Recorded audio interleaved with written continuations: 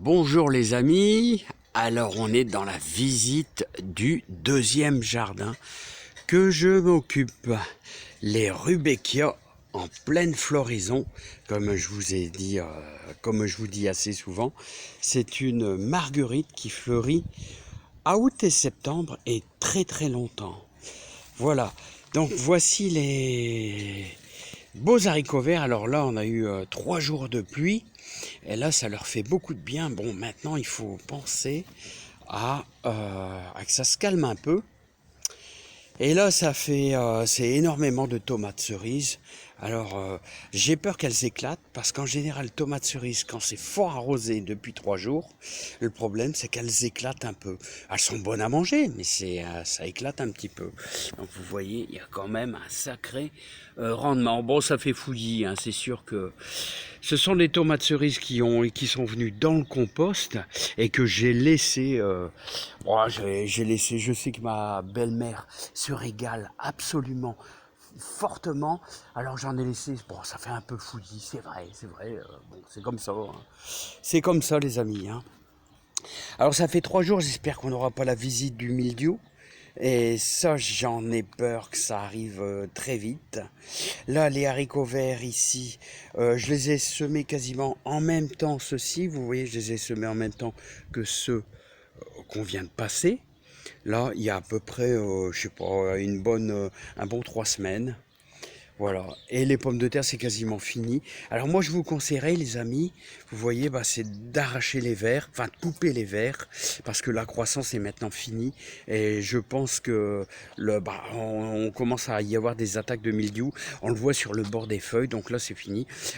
Ça fait 3 jours qu'on a des orages, vraiment assez costauds. Là, bon. Les scaroles commencent à reprendre un petit peu le dessus, là vous voyez, ces lignes de scaroles. Elles sont piquées parce qu'il y a les oiseaux qui viennent picorer dedans, les moineaux. Mais bon, elles n'ont pas belle mine, mais ça va tourner, tout doucement ça va tourner. Et la pluie qu'on a eue, ça va le faire. Hein. Là, bien sûr, comme je vous dis, c'est semences de grosses paresseuses. Et là, la petite trouvaille qui pourra éventuellement vous aider, hein, c'est il y a une semaine tapante, j'ai semé des haricots verts. Là, et en une semaine, ça a germé. Pourquoi? J'y ai mis un voile de forçage que je fais sécher, regardez. Un voile de forçage, tout simplement, qui a donné un coup de main. Bon, honnêtement, je suis venu 2 jours arrosé. Hein. Entre les lignes, je suis venu et j'avais peur, franchement, que ça pourrisse. Et là, vous voyez, il y en a qui sortent, là, mais bon, là, il y a encore des trous, là.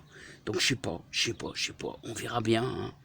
Mais j'ai gagné un temps fou. Hein, parce que j'ai semé ça vers le 8-9. Peut-être le 9, oh là là, je sais plus au juste, les amis. Hein. Ouais, et regardez, en une semaine, paf, germination, et ça y va. Hein. Ce sont quasiment les derniers haricots verts extérieurs. Alors là, j'ai accentué la vitesse.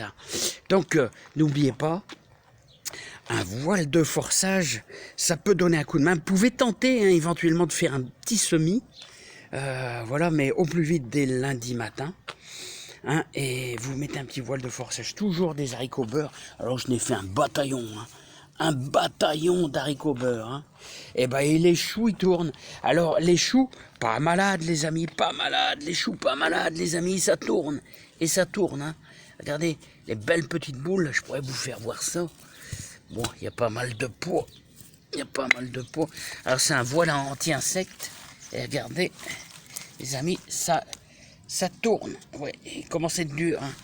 Voilà, les amis. Donc, tout va bien.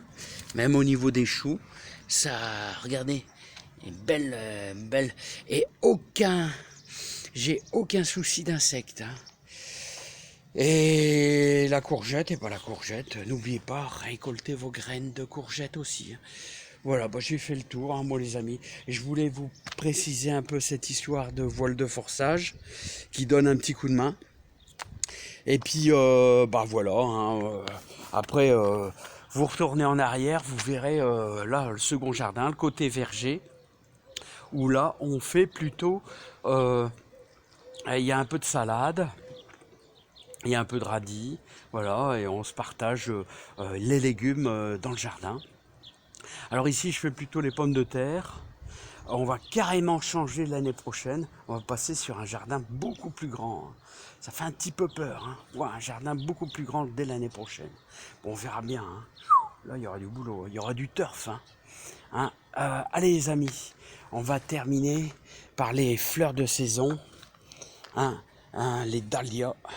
Les dahlias que vous voyez là-bas au bout, qui sont toujours magnifiques chez ma belle-mère, hein. Et ça, ce sont des dahlias qui se sont ressemés. Voilà, donc vous voyez, regardez la pollinisation, c'est impeccable, hein. Impeccable. Nos amis les bourdons, les amis.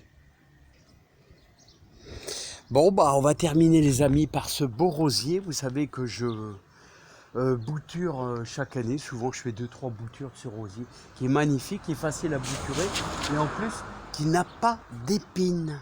Voilà. Bon, on a fait la visite du deuxième jardin. Wow.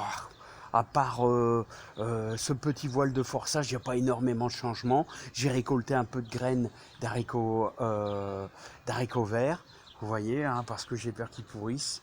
Alors, c'est ce qu'il y a exactement là-bas, hein. Donc, bah, je pense qu'il va falloir que je récupère ça. Alors, voilà, et les mettre à sécher dans la buanderie, tout simplement. Les pendre comme à l'ancienne, hein. Voilà, les amis. Allez, moi, je vous embrasse bien fort et plein de bonnes choses pour vous. Allez, bye bye.